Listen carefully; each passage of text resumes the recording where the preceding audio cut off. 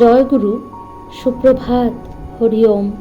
ওম অখণ্ড সংহিতা বা অখণ্ড মণ্ডলেশ্বর শ্রী শ্রীমৎ স্বামী স্বরূপানন্দ পরমহংসদেবের অমৃতময় উপদেশবাণী, সপ্তদশ খণ্ড।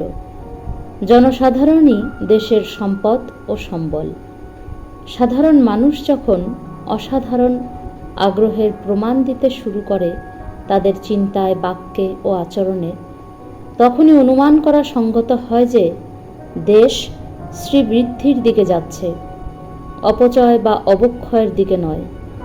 মুষ্টিমেয় 2-4 জন বিশেষ প্রতিভাশীল বা বিত্তমান পুরুষের ভিতরে যখন ওই সকল বিশেষত্বের সঞ্চার ঘটে, তখন তা অবাক বিস্ময়ে তাকিয়ে দেখবার মতন আশ্চর্যজনক বস্তু নিশ্চিতই হয়।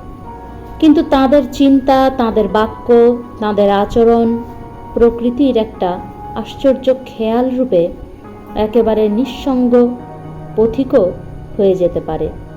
10, 20, 25, 50 বা শত সহস্র লক্ষ কোটি সাধারণ মানুষকে নবভাবের উদ্দীপনা দিয়ে যখন গতিমুখীন ও আগ্রহ ব্যাকুল করে তোলা যায়, স্বীকার করা সঙ্গত যে সমগ্র জাতির নবজাগরণকে স্বাগত জানাবার তখন সময় এসেছে।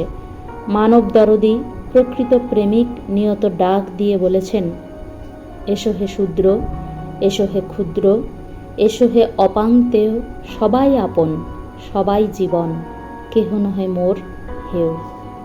সে ডাক শুনে নির্বিচারে যারা মোহসজ্জা পরিহার করে তমনিদ্রা ছেড়ে দিয়ে সবার সঙ্গে মিলিত হবার জন্য ছুটে এসেছেন, চিরকাল দেশ ও জাতিকে জাগিয়েছেন তাঁরা।